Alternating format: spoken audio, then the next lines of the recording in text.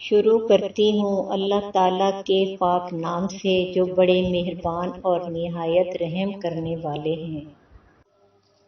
Welcome to my channel صدائے دل۔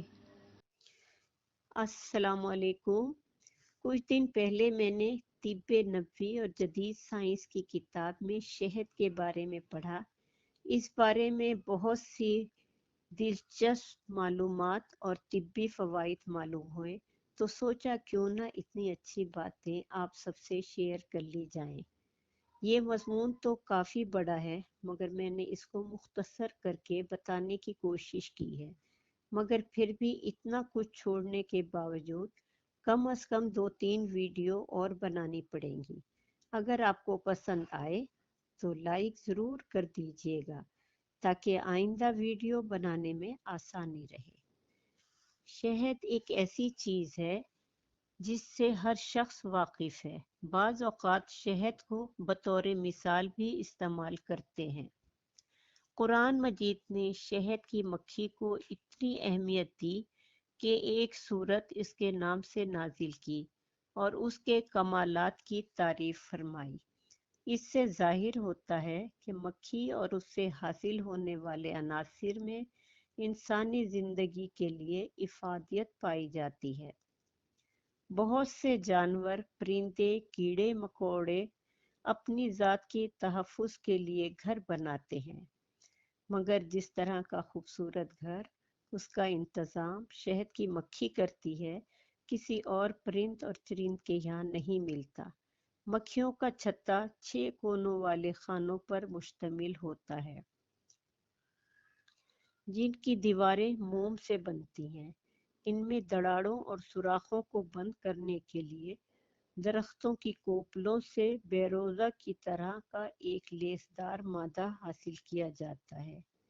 ان چھتوں میں درجہ حرارت کو قائم رکھنے کے لیے ایئر کنڈیشن کا مربوط نظام ہے، اور مکھیاں اپنے پسندیدہ حالات میں شدید جدوجہد کر کے زندگی گزارتی ہیں۔ ہر چھتے میں ایک ملکہ ہوتی ہے جو روزانہ 1000 کے قریب انڈے دیتی ہے۔ کارکن مکھیاں ان انڈوں سے بچے نکالنے، ان کو غذا مہیا کرنے اور ان کے لیے رہائشی کمرے تیار کرنے میں ہمہ وقت مصروف رہتی ہیں۔ ان کی آبادیوں میں بیکار افراد کو قتل کر دیا جاتا ہے۔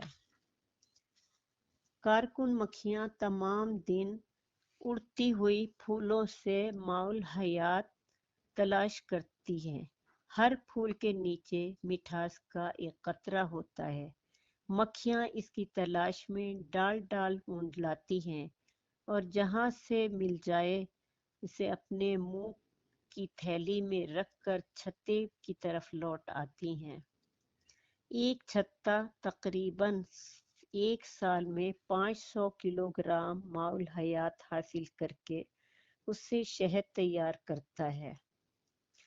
چھتوں سے شہد حاصل کرنے کے 2 طریقے ہیں، ایک تو ان کو نچوڑ کر شہد نکالا جائے اور دوسرے میں ان میں گھاؤ لگا کر شہد نکال لیا جاتا ہے۔ پہلے میں موم اور دوسری چیزیں بھی شامل ہوتی ہیں، جبکہ دوسری میں خالص شہد کی مقدار زیادہ ہوتی ہے۔ شہد دنیا کی قدیم ترین غذاؤں اور دواؤں میں سے ہے۔ مصر قدیم میں لاشوں کو حنوط کرنے کے عمل میں بھی شہد استعمال ہوتا تھا۔ مصری مقابر میں بادشاہوں کی غذا کے ذخیرے میں شہد بھی رکھا جاتا تھا۔ اس آسمانی کتابوں اور تجربات سے لوگوں کو شہد کی اہمیت سے روز بروز زیادہ واقفیت ہوتی جا رہی ہے، جس کی وجہ سے اس کو تجارتی پیمانے پر تیار کرنے کی ضرورت پیدا ہو گئی ہے۔ دنیا کی مارکیٹ میں اس وقت چین، امریکہ، روس، جرمنی، آسٹریلیا، کینیڈا بڑے ممالک ہیں۔ مشرق وسطیٰ میں قبرص کا شہد بھی بڑا مشہور اور مقبول ہے۔ شہد کا ذائقہ اور رنگت اس کی فصل پر منحصر ہوتا ہے، جس کے پھولوں سے مکھیوں نے شہد حاصل کیا۔ शहद से यूरोप में मिठाइयाँ और बिस्किट भी बनते हैं। ब्रिटिश फार्माकोपिया के मशवरे के मुताबिक खांसी के बाद शरबत उससे बनाए जाते हैं और बाज़ ममालिक में शहद से एक ख़ास किस्म की शराब भी कशीद की जाती है। तो आज के लिए इतना ही। आइंदा फिर मैं आपको और कुछ बताऊंगी। अल्लाह हाफिज़। अगर आपको मेरी वीडियो अच्छी लगी है तो इसको लाइक करें, कमेंट्स करें और मेरे चैनल को सब्सक्राइब करें और बेल आइकन को दबाना तो बिल्कुल ना भूलिएगा।